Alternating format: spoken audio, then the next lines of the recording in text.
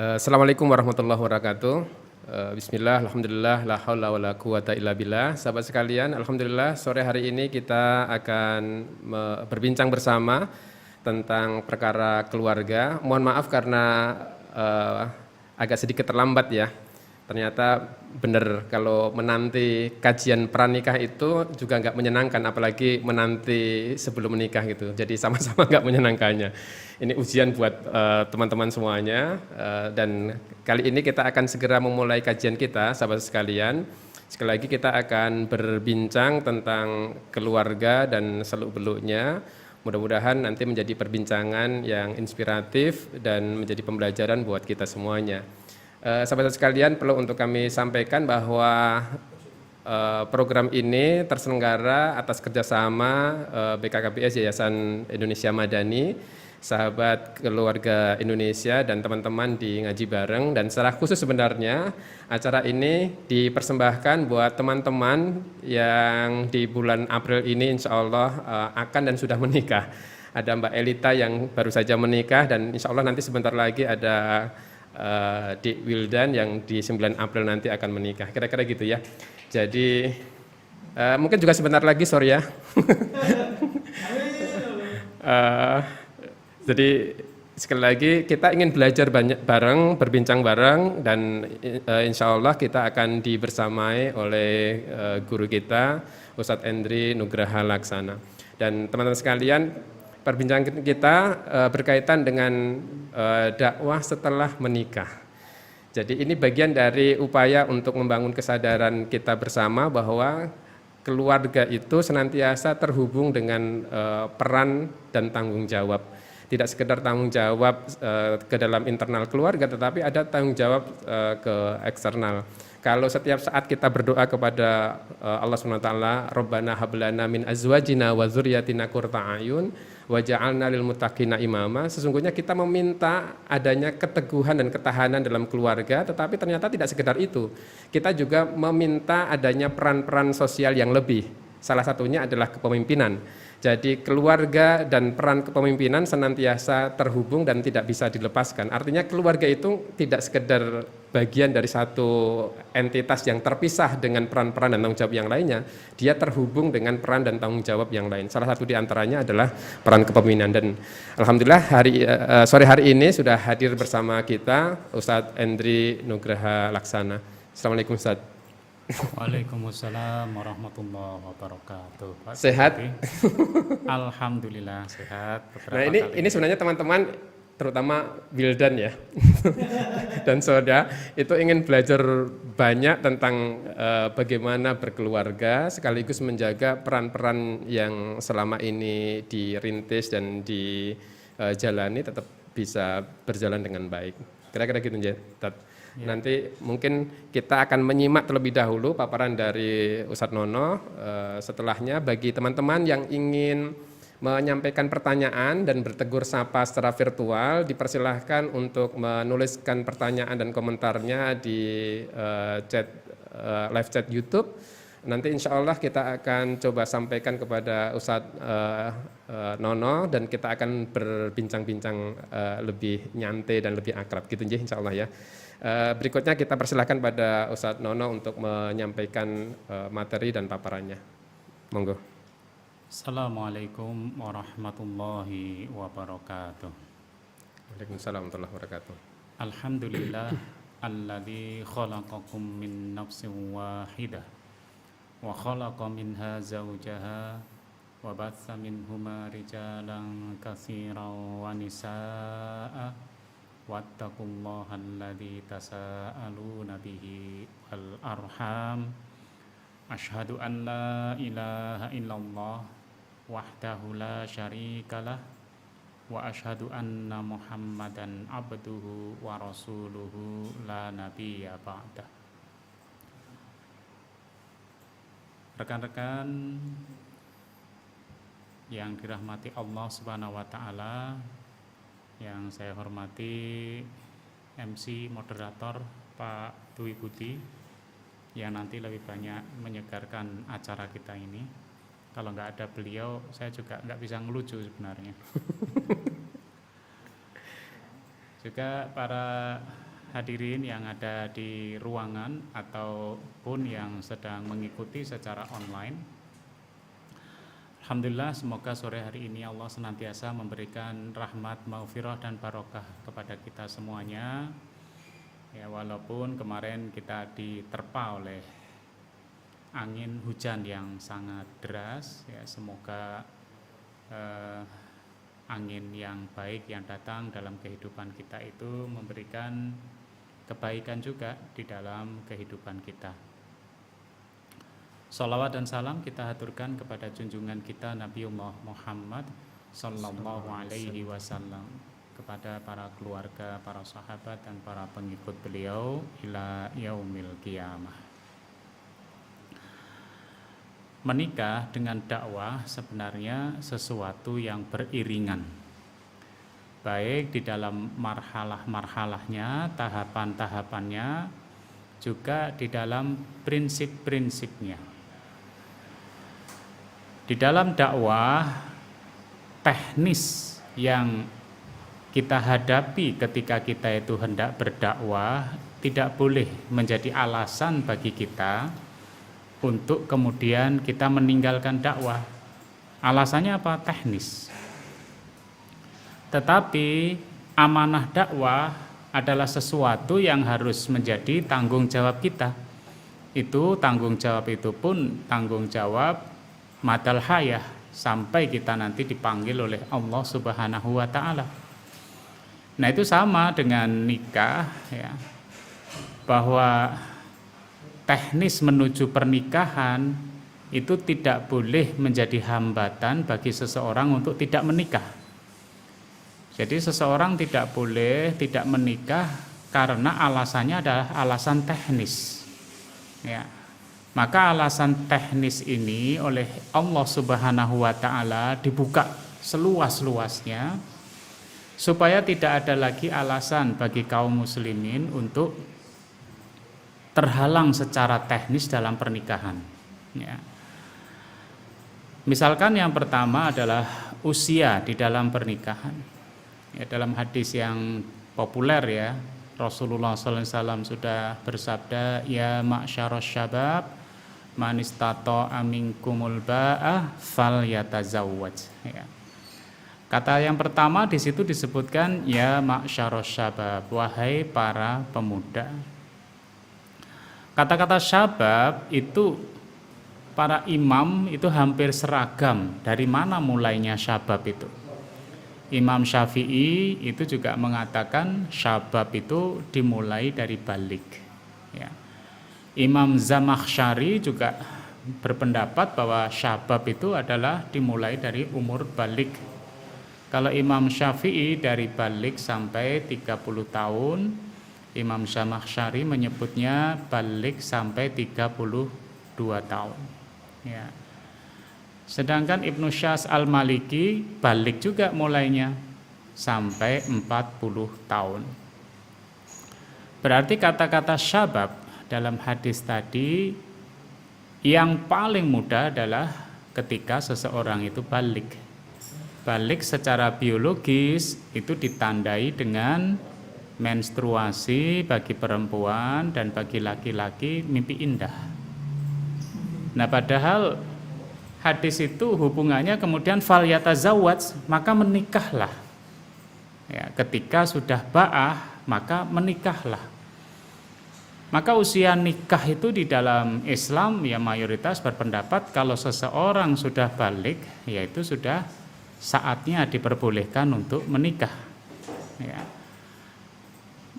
Nah, berarti kalau seseorang beralasan wah saya belum dewasa untuk menikah, nah mungkin maknanya adalah belum dewasa mental. Tapi kalau secara biologis ya mestinya dia sudah mimpi indah ya, seperti operator-operator di sini ini sudah balik semua itu ya, walaupun masih bujang-bujang. Hanya mentalnya aja yang jirih. Ya mentalnya ya belum ya. Ya di kedewasaan biologisnya tidak diikuti kedewasaan mentalnya. Ya. Moga-moga bukan yang di sini ya. nanti saya nggak bisa pulang nanti. Ya, makanya kadang-kadang terjadi sesuatu yang kurang pas, kedewasaan biologisnya jalan, kedewasaan mentalnya belum. Nah, untuk menyalurkan kedewasaan biologisnya akhirnya dengan main-main, yaitu berpacaran. Ya. Nah, mestinya kedewasaan biologis itu diikuti dengan kedewasaan mental, kematangan akal. Maka pas itu bahwa usia nikah itu memang dimulai dari usia balik. Jadi tidak ada alasan ya secara teknis mempermasalahkan usia. Yang kedua juga tidak ada alasan untuk mengatakan bahwa kami masih belum punya anggaran, belum punya uang. Karena kalau kalian miskin, yughnihimullah min fadlih. Allah akan mengkayakan kalian dengan karunia-Nya. Ya, jadi kalau miskin, jadi teorinya bukan kaya dulu baru nikah, enggak, tapi nikah dulu, nanti insya Allah akan menjadi kaya. Ya. Tanya sama Pak Dwi Putih ini, benar enggak itu? Nikah dulu kemudian kaya, ya minimal dapat jaket sama motor.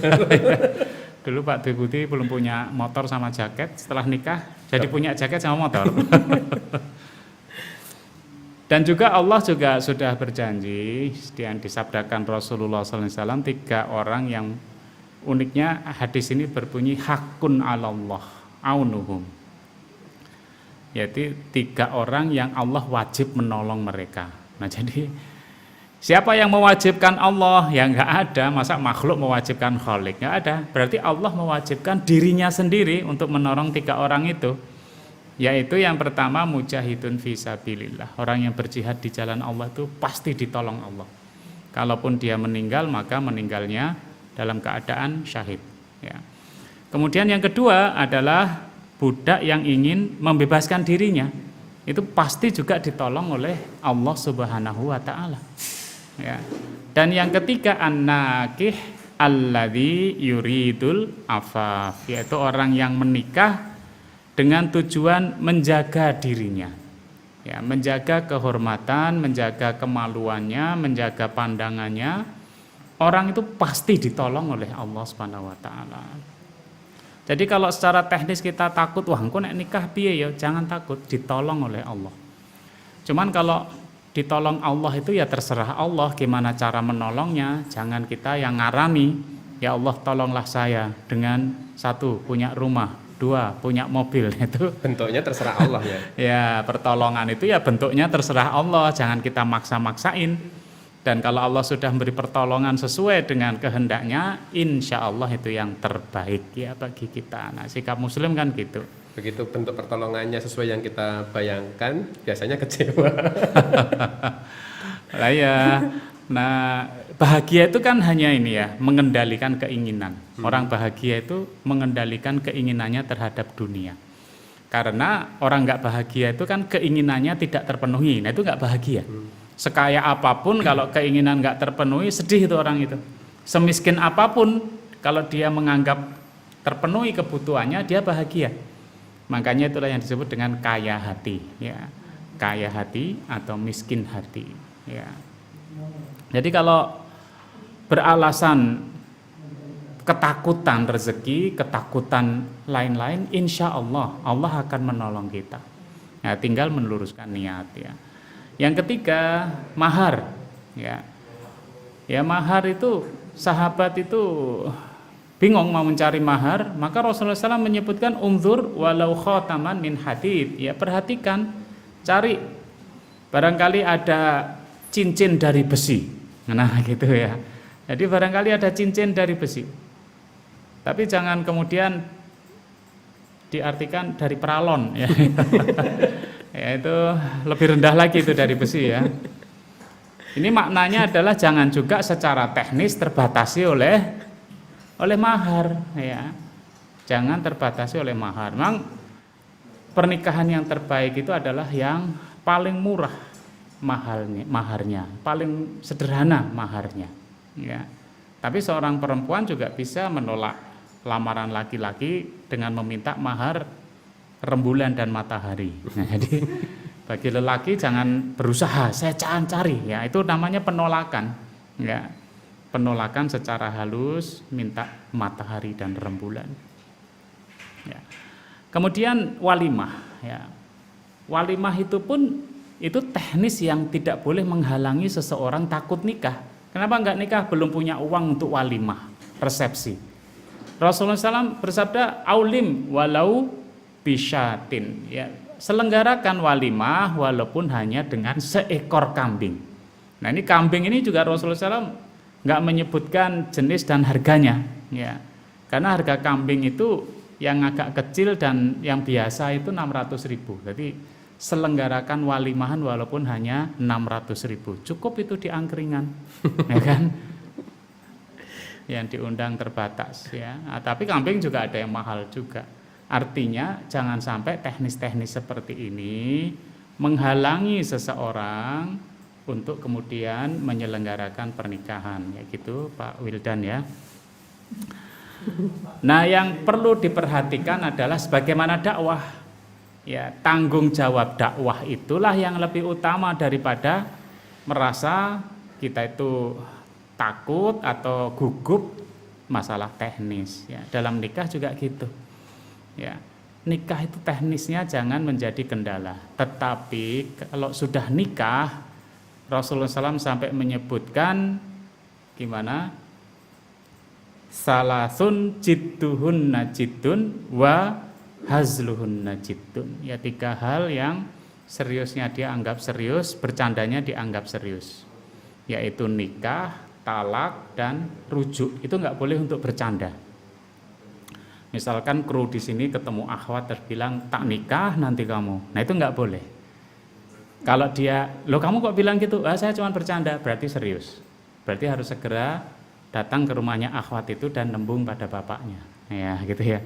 Jangan dipakai untuk bercanda, ya. Tolak juga jangan dipakai untuk bercanda. Nanti kalau sudah nikah tak cerai kamu nanti, nah itu nggak boleh. Ya, cari candaan-candaan lain walaupun nggak lucu nggak apa-apa, tetapi jangan sampai bercanda yang berbahaya seperti itu. Ya, jadi mas'uliyah, responsibility-nya yang dituntut, ya, ketika seseorang itu melanjutkan nikah atau dakwah juga seperti itu. Yang kedua misalkan kata misakon gholidho, ya, nikah itu disebut dengan misakon gholidho karena misakon gholidho itu hanya ada 3 di dalam Al-Quranul Karim. Yang ketiga-tiganya adalah perjanjian yang luar biasa. Di dalam surat Al-Ahzab ayat ke-7 itu adalah perjanjian kepada para nabi, wabil khusus para nabi-nabi ulul azmi.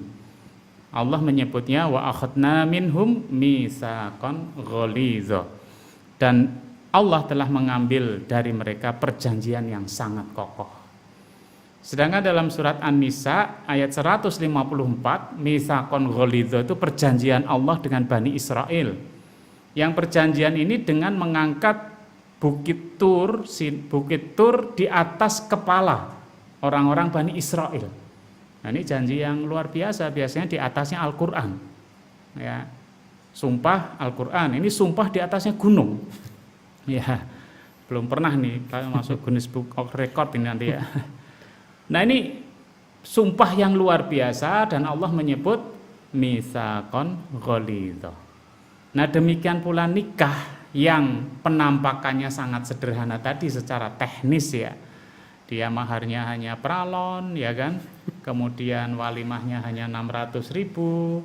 Tetapi ketika mengucapkan akad nikah itu adalah mitsaqon ghalidho, perjanjian yang sangat kuat, ya, yang itu setara dengan perjanjian para nabi dan rasul, sebagaimana Bani Israel berjanji dan di atasnya ada Bukit Tur, ya.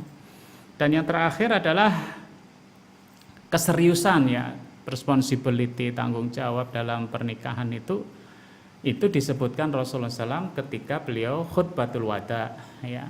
Rasulullah SAW itu hajinya cuma sekali, disebut juga haji wada, ya. Dan kemudian khutbahnya terkenal, khutbah wada. Setiap kali satu nasihat selesai, beliau menyampaikan, ingat aku sudah sampaikan, ya. Allah yang menjadi saksinya. Di antaranya tentang pernikahan, beliau menyebutkan wa innakum innama akhadtumuhunna bi amanatillah. Kalian itu telah mengambil perempuan itu dengan amanah langsung dari Allah Subhanahu wa taala. Ya, jadi Allah yang mengamanahkan ini, wanita ini diberikan kepada kita, ya, seolah-olah ya dia menjadi milik kita. Ya. Itu disampaikan Rasulullah SAW dalam khutbatul wada. Bahkan kemudian Rasulullah SAW menyebut wastahlaltum furujahunna bikalimatillah, dan kalian menghalalkan kemaluannya itu dengan kalimat Allah Subhanahu wa taala.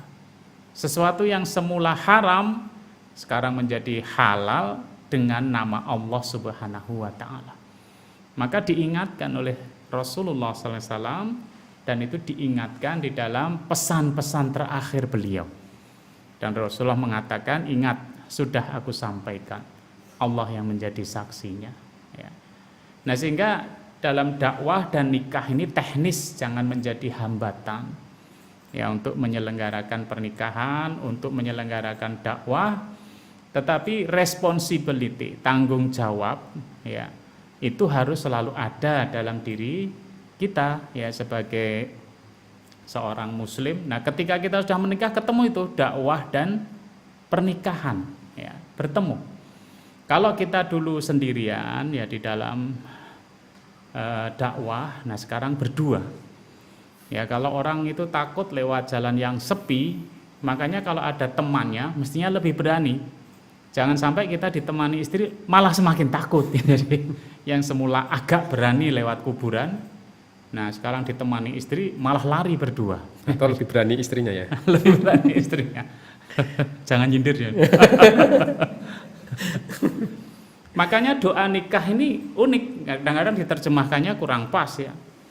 Doanya barakallahu laka wa baraka alaika wa jama'a bainakuma fi khairin. Yang pertama itu barakallah, semoga Allah memberkahi.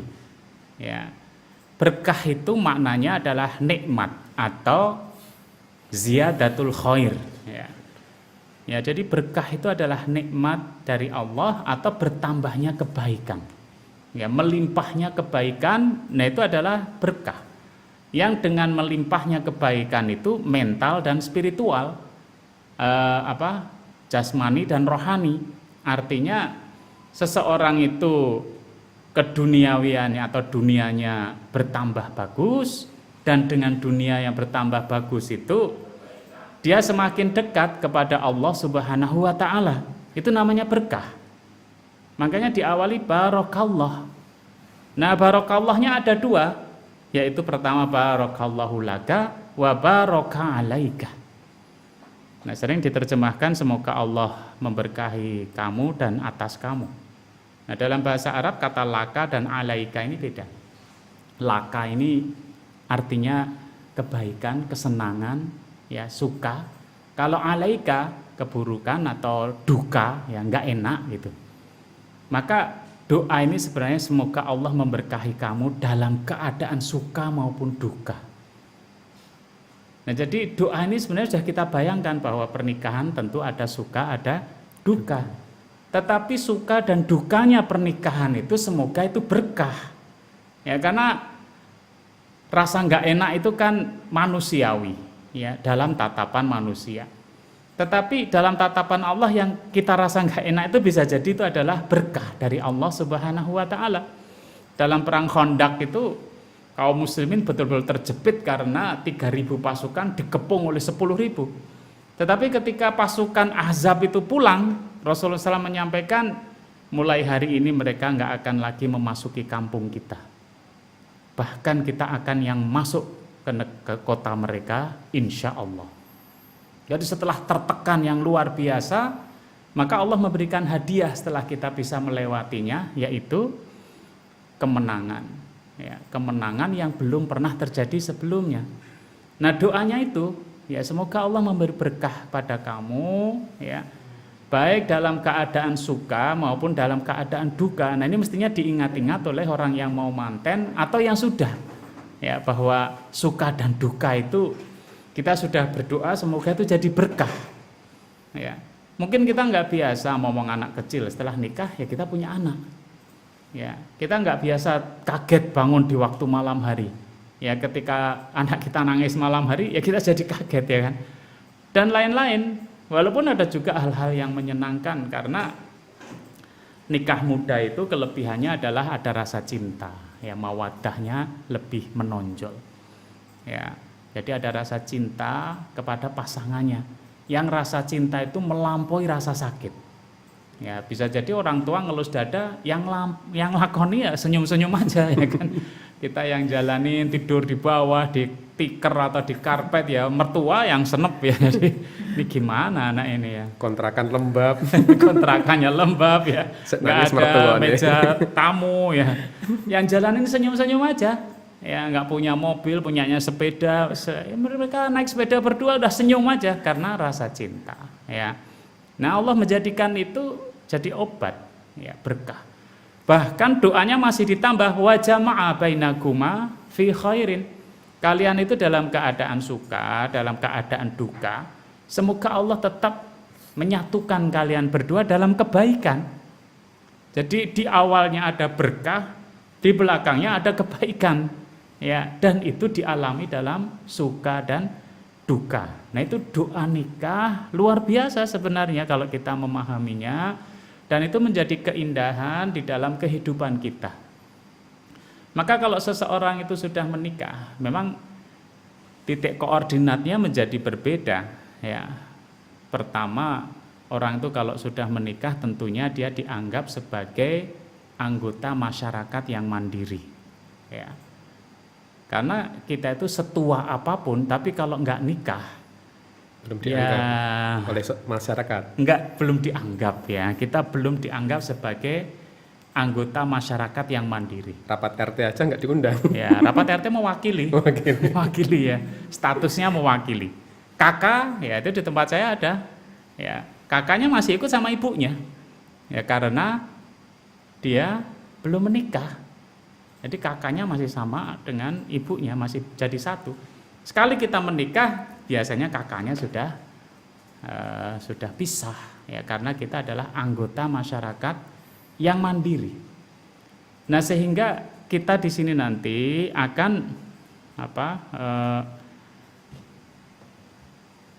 variabel di dalam menikah itu menjadi lebih kompleks dari sebelumnya. Jadi sebelumnya kita itu sendirian. Ini kalau bujang-bujang sendirian ngelamunnya kan kebanyakan. Ya, jadi seolah-olah mau dakwah itu seolah-olah dia seperti Superman yang sedang menangani masyarakat. Ya, karena belum berpikir realistis ya. Nah, nikah itu akhirnya mempertemukan seseorang dengan dakwah yang lebih realistis di dalam kehidupannya. Makanya Rasulullah SAW kalau orang itu menikah, maka dia menyempurnakan separuh agamanya. Ya, variabelnya sudah lengkap, dia lebih realistis. Ya, kita hadir di tempat ini kan nggak jelas ini kehadiran kita di sini kalau bujang. Neng omah rano koncone, rano sintijak ngobrol gitu kan. Di sini ya itu banyak teman, nah itu pelarian. Nanti kalau sudah nikah kan nggak bisa seperti itu ya. Jadi dulu teman-teman, dulu saya di Wa Islama itu tempat pelarian 2 orang. Pertama para bujang, yang kedua para suami yang ditinggal istri. Istrinya lagi mudik ya. Makanya kalau datang malam-malam, ngapain ditinggal istri ya? Iya ya. Timbangannya yang rumah gelundang-gelundung di rumah sendirian nggak jelas, dia datang ya. Nah, ini menunjukkan bahwa variabel nikah itu lebih kompleks lagi. Apalagi dia diakui sebagai anggota masyarakat yang mandiri. Nah, itu lebih kompleks, baik jadwalnya, kemandiriannya, ekonominya, ya kan. Makanya Rasulullah SAW menyebut ya besarnya pahala itu seiring dengan besarnya cobaan. Ya, besarnya pahala nanti akan seiring dengan besarnya cobaan yang kita alami. Ada orang yang tiap hari sholat, ya misalkan, atau tambah sholat sunnah. Latar belakangnya dia sejak kecil di pesantren. Nah itu ya biasa-biasa aja, memang sejak kecil dia di sana. Ya, tapi ketika ada orang sholat betul-betul berat dia menjalankannya, kenapa? Ya sejak kecil dia tinggal di tempat yang jauh dari nilai-nilai agama, ya. Nah ketika dia sholatnya sama dengan orang yang di pesantren, itu pahalanya sudah berbeda. Ya, demikian pula infaknya orang nggak punya sama infaknya orang yang punya, nah itu prosentasenya udah berbeda. Sama-sama infak 500.000, yang satu gajinya cuma 2 juta, yang satunya 1 miliar. Wah, jadi ini ya beda. Ya. Nah ini besarnya pahala itu seiring dengan besarnya cobaan yang menimpa dirinya. Makanya nikah ini di dalam pelajaran dakwah akan menunjukkan apakah orang ini akan konsisten di dalam dakwah ataukah dia hilang di dalam dakwah. Ya, ada beberapa orang kelihatannya semangat dalam dakwah ketika kuliah, ya ketika nikah hilang entah kemana. Ya, bablas ya. Ada juga yang biasa-biasa aja ketika kuliah, ketika nikah luar biasa ya partisipasi dia di dalam dakwah ya. Makanya banyak faktor ini ya, termasuk pilihan ya. Pilihan pasangan ini juga sangat berpengaruh. Kalau kita hujan-hujan keluar mau berdakwah, kalau istrinya ini juga aktivis dakwah ya dia mendorong. Jangan takut nanti kalau masuk angin tak keroi. Wah gitu kan. Kalimatnya hampir sama, tapi kalau istrinya bukan aktivis dakwah, suaminya mau keluar ya, engkau masuk angin meneh. Nah sama-sama, babnya bab semasuk angin ya. Tapi wow, dan ya, saya sendiri nggak bayangkan kalau istri kita bukan aktivis ya, wis tuwa nggowo ransel ya kan. Tetangga aja tanya, masih suka kemah ya Pak? Ya. Nah jadi dakwah ini akan sangat berpengaruh ya. Pernikahan itu akan berpengaruh terhadap dakwah kita. Ketika kita melangkah kurang tepat di dalam memilih istri, di dalam proses pernikahan kita, itu bisa sangat berpengaruh terhadap perjalanan dakwah kita. Dakwah itu sendiri kan sebenarnya bil hikmah. Bil hikmah sering diartikan bijaksana, bisa dimaknai bil hilmi, yaitu dengan kasih sayang, dengan kelembutan. Tetapi juga bil ilmi, dengan ilmu. Nek lembut-lembut dok bisa keliru. Ya, tetapi juga bil ilmi, yaitu dengan ilmu. Dan yang ketiga bil adli, yaitu dengan proporsional. Ya, dakwah kita proporsional. Nah, makanya ketika kita sudah mulai menikah, ya, kita dakwah pada diri kita, dakwah pada pasangan kita, digambarkan dalam hadis itu ya. Semoga Allah merahmati ya, seseorang yang bangun di malam hari, kemudian membangun ya sholat malam, kemudian membangunkan istrinya nggak mau diperciki air, ini nggak berani Pak Dwi kayak gitu. Hadis ini saya sampaikan supaya kita mengingat bahwa ini adalah dakwah. Dakwah itu mudahnya memindah titik koordinat seseorang dari titik yang sebelumnya itu kurang menjadi titik yang lebih baik dari sebelumnya. Itu dakwah itu seperti itu. Ini saya tampilkan bukan bermakna kemudian kita memaksa pasangan kita untuk sholat malam, kalau enggak percikin air atau diguyur ya kan. Ini hadisnya ini jelas ini ya kan. Saya menjalankan mesti berpahala. Pasang selang di kamar. Nah, disi-disian sama sing tangi. Yang bangun duluan langsung nyemprot dengan selang. Ya. Sebenarnya maknanya bukan itu. Makna yang ingin saya sampaikan pertama bahwa suami istri itu adalah seperti roda. Ya, yang dua-duanya harus berputar seiring, nggak boleh salah satu lebih cepat dari yang lainnya. Itu yang pertama. Yang kedua bahwa amaliyah suami istri itu adalah amaliyah yang dilakukan dengan rasa kasih sayang dan kelembutan. Ya. Dan yang ketiga harus selalu tetap memperhatikan amaliyah-amaliyah itu masuk kategori apa, wajib, sunnah, mubah, makruh, ya kan? Jangan sampai kita keliru. Ada seorang istri yang ribut sama suaminya, ya. Kemudian dia mengadu atau konsultasi ya ribut. Kenapa? Karena sang istri itu ingin kalau pagi itu ba'da subuh tilawah Quran, habis itu sholat duha. Ternyata suaminya milih tidur gitu. Jadi suaminya milih tidur. Ya, dia marah sampai suaminya bilang, "Kamu kalau nggak berubah udah kita sendiri-sendiri aja." gitu. Nah, dia nangis juga. Kenapa seperti itu? Saya sampaikan sama dia. Saya tanya sekarang, tilawah Quran itu sunnah atau wajib? Ya sunnah. Sholat duha sunnah. Ya. Sekarang taat sama suami wajib. Lah kamu malah mendahulukan yang sunnah daripada yang wajib. Dan kamu maksa-maksa suami kamu. Lah terus baiknya gimana? Lah kalau suami kamu itu tidur, ya kamu tinggal menemani aja, kan sama enaknya. Dia bilang, gitu ya? Iya. Kan? Nah, awal mengajaknya kan dari situ, dari sesuatu yang kita bareng-bareng tidur bareng, ya kan? Kemudian sholat duha bareng, ya, atau mandi bareng dulu seperti Rasulullah SAW, ya, baru kemudian sholat duha bareng. Jadi dinikmati berdua, jangan kita punya obsesi sendiri, ya. Tumbuh bersama-sama ya. Iya, bersama-sama. Jadi rodanya jangan berputar terlalu jauh, kenceng. Ya.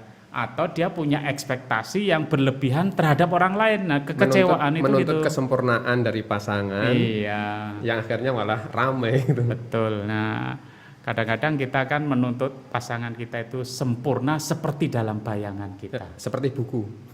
Seperti buku, ya. Makanya ketika nikah suaminya jengkel sama istrinya, kok kamu nggak seperti buku katanya. Istrinya pintar juga, apalagi kamu. Sampul lewe ora. Apalagi sepakat ya, kemudian sepakat ya udah kita nikah sama buku aja. Nah, jadi harus memperhatikan bahwa roda itu bersama, sekarang berdua. Ada hal-hal yang kemudian kita memberikan ruang ya kepada pasangan kita.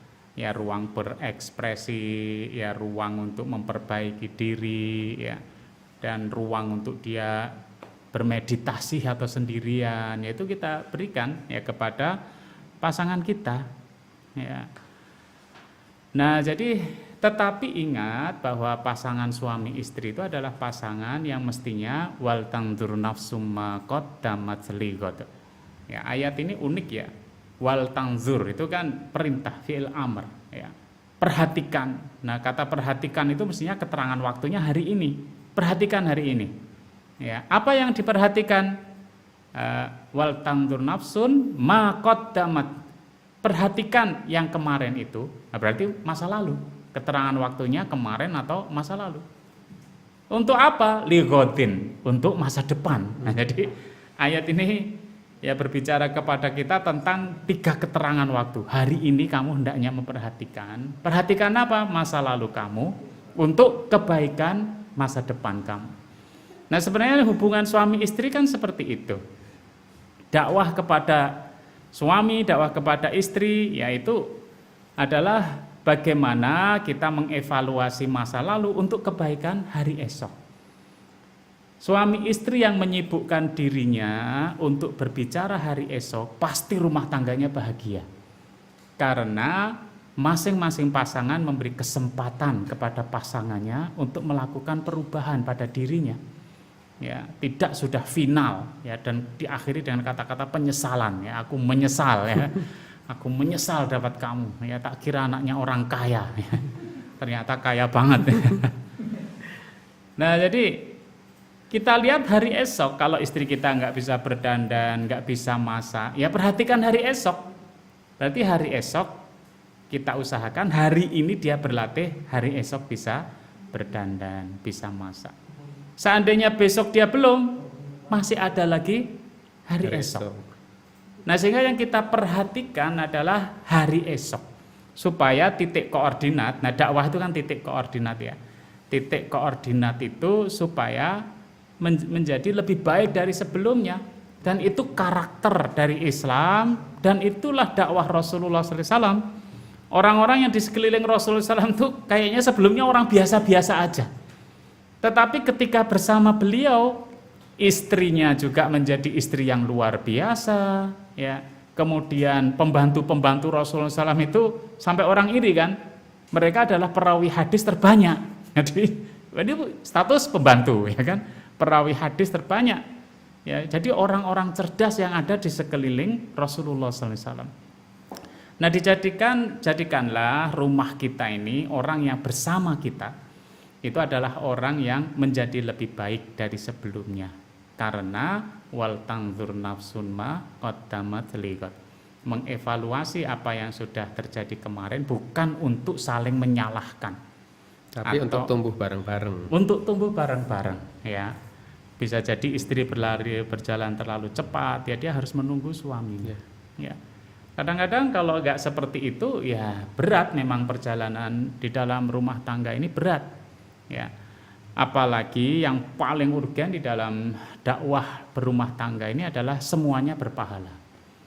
Nah, bagi orang ateis atau orang sekuler ini nggak mengakui pahala, lalu gimana rumah tangganya jadi enak? Ya, padahal banyak hal yang nanti akan dibayar oleh Allah di akhirat. Akhirat aja nggak percaya. Nah, akhirnya seringkali rumah tangga dan pernikahan itu hanya semacam kontrak politik, kontrak sosial. Yang penting kamu adalah istriku, kamu suamiku. Kontrak sosial aja.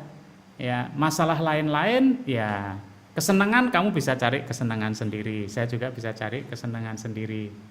Nah, hanya sekedar kontrak sosial saja. Kalau dalam Islam, fit dunya wal akhirah, bahwa ikatan ini adalah ikatan di dunia dan di akhirat. Pepatah menyebutkan baiti jannati, rumahku, surgaku. Sampai Rasulullah SAW menyebut hubungan suami istri di antara kalian adalah sedekah. Sahabat kaget juga. Nah, jadi yang kaget bukan kita, sahabat ya. Ya Rasulullah, orang melampiaskan nafsu kok berpahala atau sedekah? Ya Rasulullah SAW menyebut bagaimana kalau dilampiaskan di tempat yang salah, dosa. Maka kalau dilampiaskan di tempat yang benar, itu berpahala. Jadi kalau kita itu bingung mau cari pahala, sebenarnya bagi orang yang punya keluarga sederhana, pulang aja ke rumah.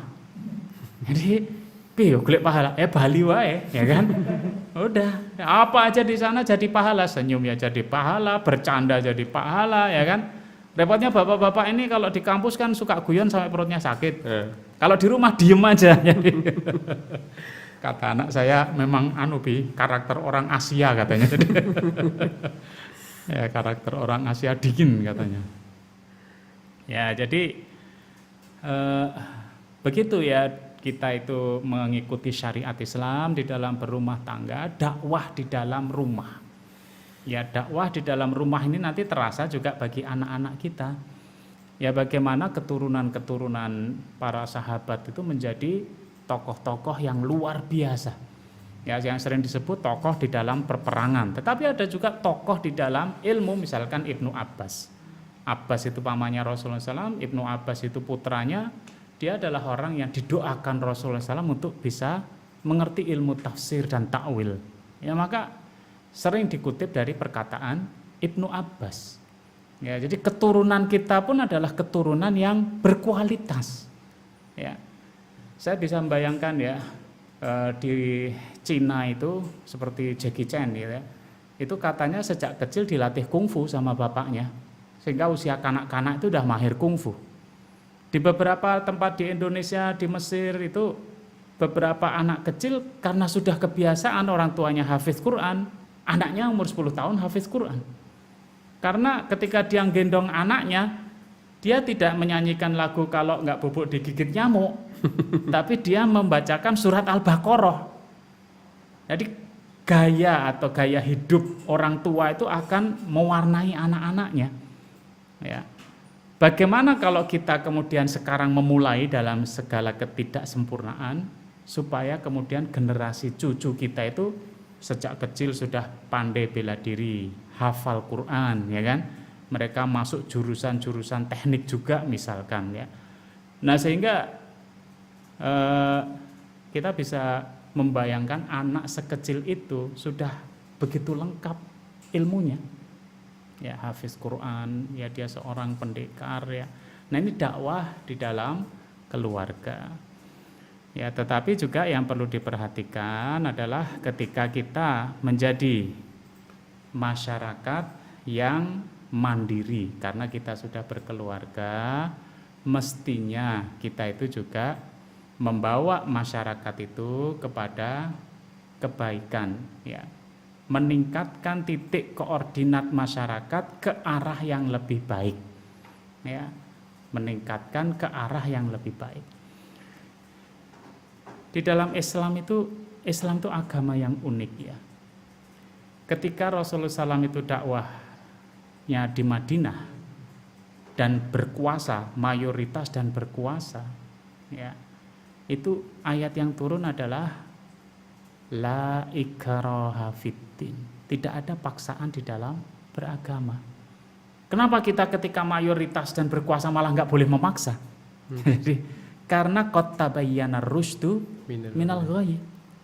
Karena kehadiran seorang muslim di masyarakatnya itu sudah menunjukkan mana yang benar, mana yang salah. Dan manusia itu fitrahnya mengikuti yang benar. Ketika perjanjian Hudaybiyah, para sahabat itu sampai marah-marah dengan perjanjian Hudaybiyah, tetapi Rasulullah SAW kemudian menandatangani perjanjian itu. Ya. Perjanjian itu isinya adalah gencatan senjata. Nah, itu kekeliruan dari orang kafir Quraisy. Gencatan senjata itu menyebabkan kaum muslimin bisa berinteraksi dengan orang lain tanpa ada hambatan. Bahkan ditambah kalau kaum muslimin dari Madinah ke Mekah, ya, maka nggak boleh dikembalikan. Lah ini malah lebih parah lagi karena dia akan menginteraksikan nilai-nilai Islam di Makkah Al-Mukarramah. Sebaliknya dari Mekah kalau ke Madinah suruh balikin. Nah ini lebih parah lagi. Makanya yang melanggar perjanjian itu justru orang kafir Quraisy karena keliru mereka. Ya, hebatnya Islam kan gitu. Interaksi Islam dengan orang luar itu menyebabkan orang luar itu akan terbawa ke dalam nilai-nilai Islam. Ya. Nah demikian pula kita kan sering membaca kisah Baghdad ditaklukkan oleh suku Mongol, ya, dibakar itu, masjid-masjid dibunuh semua, sampai perpustakaan juga dibakar. Yang unik adalah keganasan Mongol itu hanya sampai cucu. Cucunya masuk Islam. Jadi akhirnya cucu-cucu inilah yang membuka negeri-negeri yang pakai an-an, ya, Tajikistan, Afghanistan, ya, Uzbekistan. Nah, itu mereka yang buka itu cucunya yang dulu membantai kaum muslimin. Penjajah yang terpengaruh itu ya. Penjajah yang terpengaruh gitu. Jadi hati-hati menjajah orang muslim juga, ya kan. Mereka yang terpengaruh. Kita di masyarakat, nilai Islam itu nggak akan terinternalisasi dalam masyarakat ketika kita nggak membuat sentuhan dengan mereka. Ya kita nggak bersentuhan dengan mereka. Ya. Nah ketika kita bersentuhan, orang akan menerima karena tidak ada alternatif lain kok selain Islam yang terbaik. Ya, makanya dengan masyarakat kita buat sentuhan. Kadang-kadang ustadz yang berkaliber itu kalau memberi pencerahan malah nggak diterima. Tetapi orang-orang yang ilmunya biasa-biasa aja itu malah membuka hati seseorang untuk menerima ajaran Islam, tetapi dengan interaksi. Ya, dengan ustadz-ustadz kampung itu malah ustadz-ustadz kampung itu luar biasa. luar biasa. Dampaknya kepada tetangga, ini luar biasa. Ya. Dia bukan jago retorika bukan jago retorika, juga tidak punya gelar keilmuan yang luar biasa. Ternyata dari mereka. Dan ini sudah terbukti di mana-mana ya. Setiap kali saya mendengarkan pengakuan mu'alaf, seringkali dia bukan karena mendengarkan ceramah seorang ahli agama, bukan. Tapi karena sentuhan-sentuhan yang sederhana. Ya, seorang rider perempuan itu ya keliling negeri Asia, masuk Islam. Kenapa? Dia itu setiap kali masuk negeri Islam disambut dengan baik. Ya mereka nggak meminta apa-apa, disambut dengan baik seperti keluarga sendiri. Masuk Islam. Ya. Dan mereka yang menyambut baik itu bukan ulama-ulama kaliber besar, enggak, rakyat biasa aja. Ya. Nah, sehingga ketika kita sudah menikah, jangan kemudian menjadi pasangan yang eksklusif, ya. Yang tidak membuat sentuhan-sentuhan dengan masyarakat di sekelilingnya, walaupun ada torik ilal qulub, itu ada jalan menuju hati. Ya puncaknya adalah mendoakan orang itu karena yang bisa membuka pintu hidayah memang Allah Subhanahu wa taala, ya. Tetapi thoriq ilal qulub ya misalkan kita itu berbicara sesuai dengan lisan, ya. Bilisani qaumihi, ya kemarin mungkin sudah saya sampaikan makna lisan itu adalah budaya. Ya, jadi karena bahasa itu menunjukkan budaya. Ya kita berbicara dengan budaya setempat, ya. Sesuatu yang dianggap sakral dibuat desakralisasi, akhirnya manusia milih, ya ditinggalkan nggak apa-apa. Kenapa orang mati kok harus pakai dupa? Ya kita cari-cari apa ya, dupo, berarti dudu apa-apa. Nah jadi apakah itu memang dulu kayak gitu ya nggak tahu juga. Tapi kan dari sakral harus pakai dupa, sekarang sudah mengalami desakralisasi bahwa makna dupa itu tidak harus, tapi dia adalah penggambaran bahwa orang kalau sudah mati sudah nggak jadi apa-apa lagi, dudu apa-apa. Nah orang mulai mikir janjane ra nganggo berarti ya ora apa-apa gitu kan. Nah itu dari sakral menjadi desakralisasi, ya. Juga kita berbicara sesuai dengan kadar akal mereka, karena masyarakat seringkali mempunyai tingkat intelektual yang berbeda-beda, dan tentu saja jangan lupa bahwa ini memerlukan waktu yang cukup lama, ya. Maka saya melihat di negeri kita ini kalau mungkin masih banyak carut marut yang enggak benar, baik itu di pemerintahan, di kementerian atau di partai politik, maka sebenarnya itu adalah gambaran dari masyarakat kita. Kalau gambaran masyarakat kita seperti itu, orang di atas itu adalah cerminannya. Nah tetapi yang disalahkan siapa? Ya jangan menyalahkan siapa-siapa, kita sendiri yang sudah berada di tengah masyarakat mestinya membawa pengaruh ya kepada masyarakat ini. Pernikahan kita bisa dijadikan teladan, ya. Tiap hari ada piring terbang ya sampai pecah. Nah itu masyarakat jadi ojo koyo kae lho ya. Nah jadi anak-anak kita dijadikan teladan bagi masyarakat. Keahlian kita dibutuhkan oleh masyarakat, ya. Sentuhan-sentuhan itu yang kemudian menjadikan masyarakat itu menjadi tersadar bahwa nilai Islam itu mestinya juga terinternalisasi dalam diri mereka. Nah itulah dakwah di masyarakat, ya. Ini sudah ini waktunya ya. Mana Mas Wildan? Ini yang mau manten malah.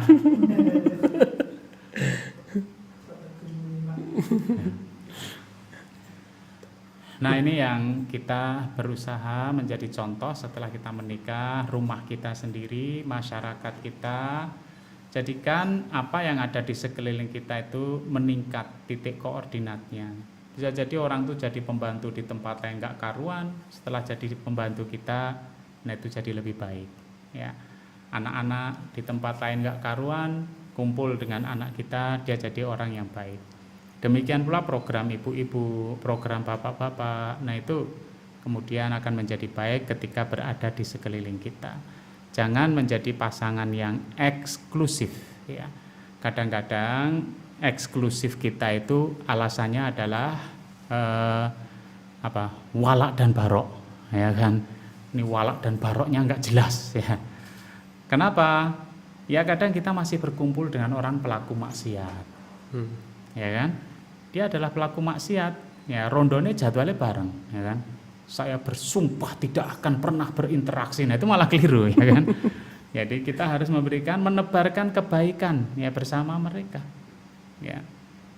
Nah dengan interaksi kita ini, saya harapkan interaksi dengan para pelaku maksiat itu jangan dijadikan lingkungan primer yang kita memberikan solidaritas kepada mereka sehingga kita ikut-ikutan minum, ikut-ikutan judi, alasannya untuk pergaulan. Nah, itu nggak boleh. Tetapi lingkungan itu adalah lingkungan sekunder, jadi tempat kita untuk mengeksplorasi dakwah. Karena dakwah itu butuh eksplorasi. Coba tak cerai dengan cara A, nggak berhasil. Coba dengan cara B, ya nggak berhasil. Nah, dieksplorasi. Kita harus tetap punya lingkungan primer, yaitu orang-orang yang solih. Yang disitulah kita memberikan solidaritas kita, curhat. Jadi jangan pernah curhat kepada orang pemabuk ya. wah iki uripku iki lagi ra penak. Oh gampang Mas. Ya kan, ngombe sithik ilang. Hilang nyawane. Oh nggak pernah minum ya. Satu sloki udah melayang. Ya, jadi kalau curhat kepada orang nggak baik itu ya pura-pura curhat. Ya, untuk membangun kedekatan. Ya, ini tetangga saya terus kalau nonton ini, oh tibanya pura-pura toh. Ya, tetapi kalau dengan orang solih, disitulah tempat kita curhat. Ya, disitulah tempat kita memberikan solidaritas. Ya, itu kepada orang-orang yang solih.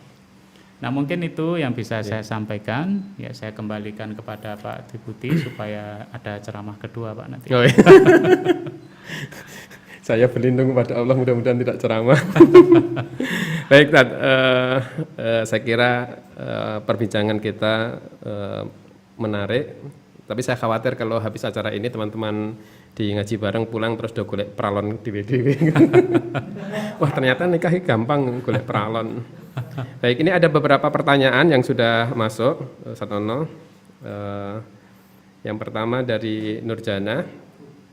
Kondisi saat ini beliau sebagai seorang istri yang dulu menikah dengan pasangan yang amah, lalu sebenarnya berharap untuk menikah yang satu pemikiran, satu visi dan seterusnya, tapi karena belum mendapatkan sehingga sementara usia terus bertambah, akhirnya Allah pertemukan beliau dengan seorang laki-laki yang hanif dan alhamdulillah bisa diajak untuk ngaji rutin, dan selama 6 tahun menikah itu beliau banyak berjuang untuk mendampingi suami untuk bisa mewujudkan visi dan misi dakwah di dalam keluarga beliau. Nah, dan itu terus bertahan, Satnono. Nah, sekarang pertanyaannya, dalam situasi seperti itu kan istri menjadi lebih dominan untuk mengarahkan, untuk membimbing dan sebagainya. Dalam konteks dan hubungan seperti itu, kados pundi? Ya, memang ada ayat yang berbunyi ar-rijalu qawwamuna 'alan nisa. Ya, laki-laki itu adalah pemimpin ya bagi perempuan. Misalkan kita itu memang hakimnya langsung dari Allah Subhanahu wa taala. Allah tidak memberi pilihan misalkan untuk voting. Ya silahkan di voting suami istri siapa yang jadi pimpinan, ya kan? Karena kalau memang itu hanya suami istri voting, akhirnya skornya satu sama. Sampai mati satu sama nggak ada pimpinan. Rebutan anak. Rebutan anak. Maka Allah memberikan keputusan bahwa laki-laki itulah pemimpin bagi perempuan. Terhadap dua hal, bima faddalallahu ba'dahum 'ala ba'din, ya karena laki-laki memang ada kelebihan secara fisik dibandingkan perempuan. Perempuan kan mesti mengalami menstruasi, ya kan? Ya pecah selaput darah, hamil dan menyusui, menopause, itu dialami oleh perempuan. Belum lagi kecenderungan-kecenderungan perempuan. Jadi tidak ada kalau orang itu setara, perempuan kok mengalahkan laki-laki itu kayaknya nggak ada. Misalkan pertandingan tenis, ya asal setara loh ya, bukan saya dilawankan pemain tenis internasional ya. Itu setiap setara nggak ada yang bisa perempuan mengalahkan laki-laki, nggak ada dalam masalah fisiknya. Dan yang kedua masalah tanggung jawabnya, bima anfaqu min amwalihim. Laki-laki yang harus punya tanggung jawab untuk menafkahi istrinya. Ya. Sedangkan masalah dominan atau tidak itu kan adab seorang istri kepada suami harus tetap dijalankan. Ya. Karena bisa jadi seorang pemimpin ini bukan perempuan laki-laki. Seorang pemimpin itu bukanlah orang yang terbaik di antara kita. Itu bisa jadi. Bahkan para khulafaur rasyidin setiap kali pidato menyampaikan gitu, saya bukan orang yang terbaik di antara kalian. Ya. Nah, kita sebagai orang yang dipimpin, kita mengkondisikan pemimpin kita itu menjadi orang yang terbaik ya bagi kita. Ya, artinya ya kita tetap menghormati, tetapi kita akan memberikan masukan-masukan ya dengan cara tetap memperhatikan adab ya sebagai seorang yang tidak memimpin. Demikian pula seorang istri ya, dalam Islam itu kan tetap ada adab-adabnya. Misalkan istri tidak boleh menolak kalau suami lagi butuh hajat pada dirinya. Nah karena dia dominan, dia jawab sorry ya mas, nggak mood. Nah itu nggak boleh. Ya. Bikin proposal dulu. Nah, suaminya jawabnya gampang, ya wis tak golek liya. Ya, jadi adab kepada suami ya tetap jalan. Misalkan pimpinan kita saat ini bisa jadi dia juga bukan orang terbaik di antara kita. Nasib aja kadang-kadang. Anak-anak muda itu jauh lebih pinter. Cuman gara-gara masih muda, sing dipilih sing tua rada unah-unuh misalkan ya. Nah ini kondisikan pemimpin kita itu menjadi lebih sempurna dari sebelumnya. Demikian pula pada suami ya, tolong adabnya tetap diperhatikan ya. Patuh pada perintah suami ya kan, kemudian berdandan untuk suami ya, tidak meninggalkan suami di tempat tidur ya, dan lain-lain ya. Baik, jazakallah. Menikah ada lagi, saya memiliki adik binaan akhwat yang juga menunggu proposal dan lamaran dari seorang ikhwan, berharap binaannya itu bisa mendapatkan pasangan yang sepemikiran, sevisi dalam dakwah dan keluarga. Tapi kenyataannya ikhwan jumlahnya sedikit. Sebenarnya ikhwan jumlahnya sedikit atau yang tadi ya sebenarnya ya? Ya, yang sedikit itu yang punya mental berani tadi ya. Nah, sehingga banyak akhwat yang di daerah beliau itu belum mendapatkan pasangan. Ya, jadi ada dalam hidup kita itu suatu kondisi yang ideal, itu ada. Ya. Dan kondisi ideal itu kadang-kadang juga seiring dengan keinginan kita. Ya. Maka betapa bahagianya orang itu di dunia, dan semoga dia juga berbahagia di akhirat. Tetapi bagi seorang muslim, kan dia selalu orang yang siap, ya. Siap dengan apa yang sudah dikehendaki oleh Allah di dalam kehidupan kita, ya. Karena Allah akan menguji orang itu sendiri-sendiri, ya, diuji sendiri-sendiri, tidak sama. Dan ingat loh ya, kalau kita menganggap kehidupan orang yang ideal itu indah, belum tentu Anda kuat untuk hidup bersama mereka. Ya. Jadi pasangan itu memang sudah ditulis di dalam Lauhul Mahfuz oleh Allah Subhanahu wa taala pasangan-pasangan kita. Ya. Nah, sehingga kita tidak menjadikan takdir Allah yang belum terjadi itu kita paksakan, yaitu orang menyebutnya apa sekali? Ekspektasi ya. Kita berekspektasi terhadap sesuatu yang belum terjadi. Nanti kita akan kecewa, tetapi kita kan tawakal. Tawakal itu kalau dalam bahasa lain siap dengan semua resiko. Resiko yang terburuk pun kita siap. Ya, kalau itu menjadi kehendak Allah Subhanahu wa taala. Nah, demikian pula akhwat-akhwat ya. Saya sendiri nggak bisa menganalisa, saya dia aduin istri saya juga nggak bisa memberikan solusi. Ini ada yang tua-tua, ini sudah butuh nikah, tapi istri juga nggak pernah bilang tolong dinikahi Bi, juga nggak bilang gitu. Saya cuma dengerin aja. Padahal diharapkan. Iya. Jawaban kayak gitu, pernyataan kayak gitu diharapkan sana. Enggak juga. Oh, enggak.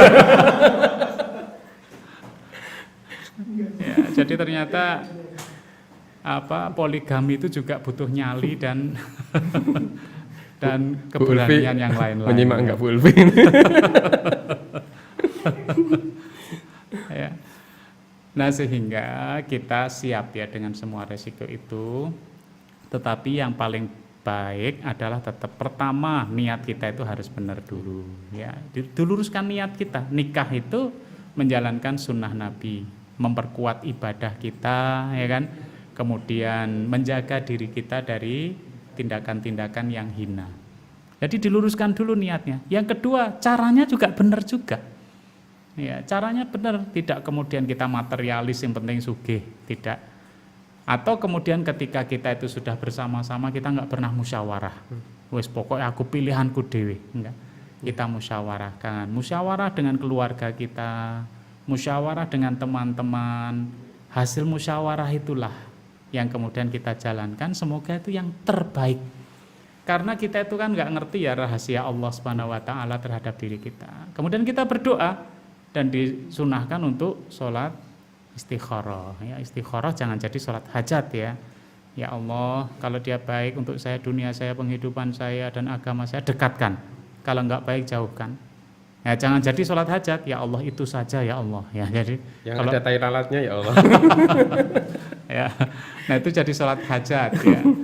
Jadi kalau kita itu istikharah itu istilahnya adab seorang hamba kepada kholiknya. Ini kan pilihanmu juga toh ya Allah. Gampangnya kan gitu. Kan sudah saya adukan, ini juga pilihan. Nah gitu. Nah jadi Kalau itu sudah menjadi ketentuan Allah, pasti ada jelas ada hal yang baik yang sedang direncanakan oleh Allah nih. iya, bahkan kita ingat Asiyah itu istrinya Fir'aun. Dan itu tidak mengurangi keutamaan dan kemuliaan Iya, Asia. dia termasuk wanita yang utama, Asiyah itu. Bahkan doanya dia kan, Rabbibnili indaka baitan fil jannah, ya Allah buatkan aku rumah di sisimu di surga. Itu kalau mau diterjemahkan singkat, jadikan aku tetanggamu di surga. Padahal di surga itu kenikmatan yang paling nikmat adalah melihat wajah Allah. Bukan bidadari, bukan apa, tapi melihat wajah Allah. Nah dia ingin setiap hari ketemu sama Allah, melihat wajahnya. Yaitu istrinya Fir'aun. Ya. Nah sehingga kita ingat-ingat ya ada orang yang jadi istrinya Fir'aun. Dan itu dia dijadikan wanita yang mulia. Bagi teman-teman akhwat, para aktivis dakwah yang Allah tentukan mereka menikah dengan yang bukan aktivis dakwah, siapa tahu sebenarnya Allah sedang menjadikan mereka sebagai jembatan penghubung antara orang yang sebenarnya mereka tidak menjadi bagian dari organisasi dakwah itu, tapi karakter mereka itu sebenarnya melekat di dalam ya karakter sebagai seorang muslim yang hanif, yang lurus itu sebenarnya melekat. Kira-kira kalau para ulama dakwah sering mengatakan ada orang yang mereka itu menurut bagian ya, mereka bersama dengan kita tetapi bukan bagian dari kita, dan ada orang-orang yang mereka tidak bersama dengan kita padahal mereka adalah bagian dari kita. Siapa tahu sebenarnya proses itu Allah ingin menghubungkan antara orang yang kita anggap sebelumnya itu sebagai lian menjadi bagian dari barisan-barisan dakwah itu. Ya. Siapa tahu gitu. Ya, jadi memperluas ya mihwar atau memperluas cakupan dakwah. Ya. Dan seorang lelaki yang menyukai Anda karena Anda adalah aktivis menutup aurat, itu berarti dia sudah punya spesifikasi. Ya, jadi dia sudah spesifikasi tersendiri di dalam dirinya. Kenapa dia nggak memilih yang lainnya? Yeah. Kenapa dia memilih seorang wanita seperti kita-kita ini? Oh, seperti Anda maksudnya. Yeah. Jadi laki-laki yang sempurna adalah laki-laki yang berani untuk menikahi kalian, bukan yang kalian bayangkan. Gitu loh, Sur. Perempuan yang sempurna itu adalah yang kita nikahi, bukan yang kita bayangkan. Gitu. Wes cukup kedaman-gaman. Baik Ustaz, ada pertanyaan berikutnya. Dalam konteks mahar, sebaik-baik pernikahan adalah yang maharnya sederhana sebagaimana tadi dijelaskan. Bagaimana sikap yang paling baik seorang laki-laki saat perempuan membebaskan berapapun maharnya? Ya, jadi fa'ati kulla haqqin haqqin haqqahu. Ya, berikan hak seseorang itu pada haknya. Ya. Nah itu jadi indah kalau kita seorang lelaki siapkan diri kita itu memberi mahar yang terbaik gitu. Kalau bisa beli cincin emas jangan kasih pralon tadi kan. Iya benar. Jadi, nah sebaliknya kalau kita perempuan ya maka posisikan kita itu pada posisi yang terbaik, bahwa saya nggak membebani calon suami saya. Ya mahar itu sederhana saja, yang penting duit nanti setelah nikah. Ya. Nah kalau seperti itu akhirnya seimbang, ya seimbang bahwa lelaki itu mengerti kewajibannya dan si perempuan juga mengerti kewajibannya atau mengerti haknya masing-masing. Maka kalau seorang perempuan mengatakan sudah terserah saja, ya maharnya itu Anda yang menentukan, maka saran saya berilah mahar yang terbaik yang kita bisa berikan. Ya. Jangan sekedar unik saja, ya maharnya adalah 5.550 rupiah. Nah ini sekedar unik saja ya. Ya sebenarnya boleh asal si perempuannya menerima. Dan juga jangan maharnya nanti saya bayar di KUA yaitu membaca 30 juz Al-Qur'an. Itu petugas KUA-nya pulang itu. Kelamaan ya. Nah, jadi berikanlah mahar terbaik yang kita miliki. Artinya saya serius kepada dia dan saya menghormati dia sebagai calon istri saya, sebagai calon ibu bagi anak-anak saya. Saya hormati dia, maka saya berikan yang terbaik. Ya, nah, terbaik masing-masing orang tentu saja berbeda-beda, tetapi nilailah, ukurlah diri kita, berikan dia yang terbaik. Kalau bagi perempuan, ya kemudian dia ya terserah ya kepada si lelaki, tapi tidak berdosa kalau dia juga memilih. Ya saya minta ini, minta itu boleh saja. Tetapi yang terbaik adalah yang ringan, ya tidak menyulitkan secara teknis. Ya gitu. Baik, kita lanjutkan satu lagi mungkin dari AA Refonaldi. Untuk memulai dakwah setelah menikah dimulai dari visi misi yang sama.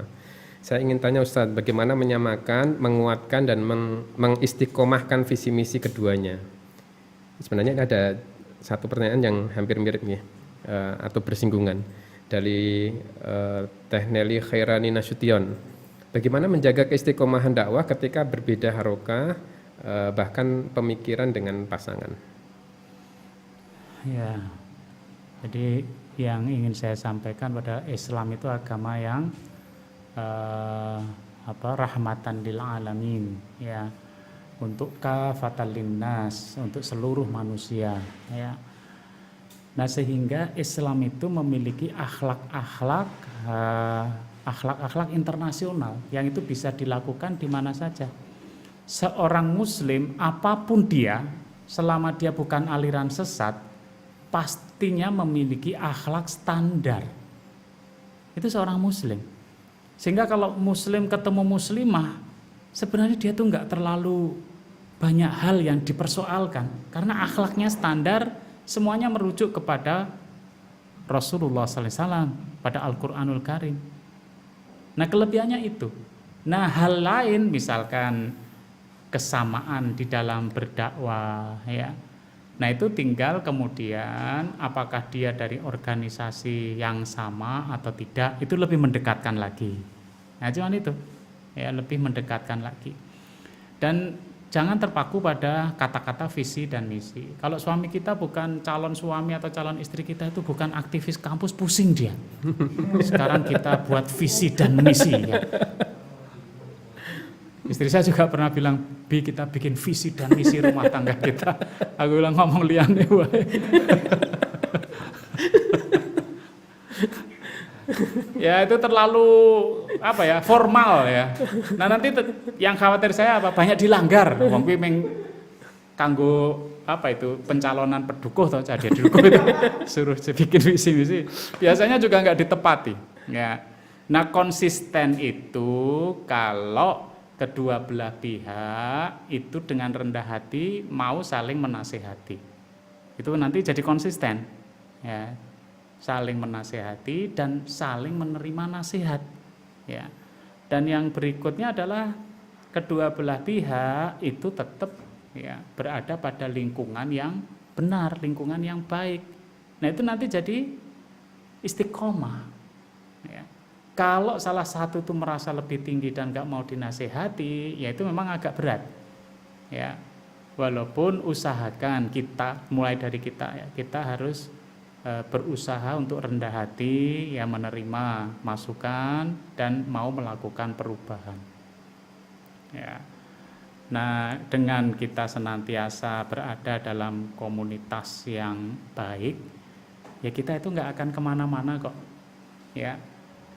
Keluarga kita, anak kita sejak kecil di komunitas yang baik, perilakunya ya baik. Dia itu kalau nakal itu membutuhkan effort yang luar biasa.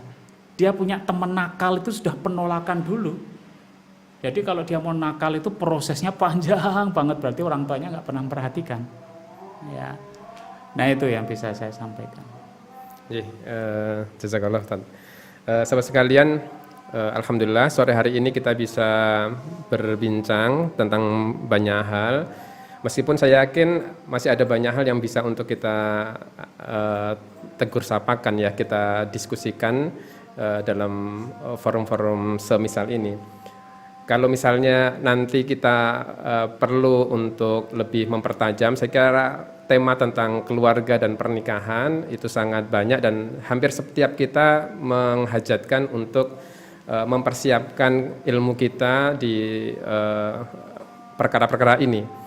Jadi begitu dakwah di dalam keluarga sebagaimana tadi disampaikan Ustadz Nono perlu mendapatkan titik tekan, kita perlu membangun orientasi, tetapi satu kesadaran yang perlu untuk kita miliki, begitu seseorang itu memasuki keluarga, ada beban, ada tanggung jawab yang berbeda, bahkan ada kondisi-kondisi yang juga sangat berbeda. Itu yang nanti menyebabkan ada seni tersendiri bagaimana kita mengelola peran dan tugas-tugas dakwah itu.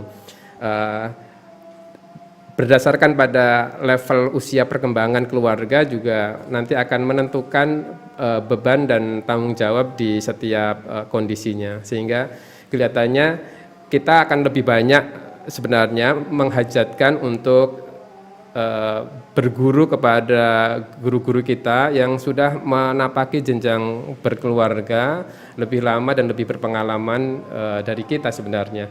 Dengan beliau-beliaulah kita akan banyak menimba, sehingga kematangan kita tidak sekedar kematangan dari sebuah buku, tetapi berasal dari pengalaman-pengalaman yang sudah teruji dan teraplikasikan. Baik, sahabat sekalian, kira-kira demikian, saya tidak perlu untuk menyimpulkan karena masing-masing di antara teman-teman pasti sudah memiliki kesimpulan sendiri-sendiri. Mudah-mudahan Allah berkahi majelis kita dan mudah-mudahan di kesempatan lain kita bisa lanjutkan obrolan-obrolan kita, Ustaz Nono. Kelihatannya di sini masih ada beberapa yang perlu untuk diitik-itik biar mereka punya mental. Nyali. Ya, punya nyali gitu, terutama Surya dan Arif. Baik, terima kasih. Kita cukupkan. Mudah-mudahan sekali lagi Allah berkahi kita semuanya. Assalamualaikum warahmatullahi wabarakatuh. Waalaikumsalam warahmatullahi wabarakatuh.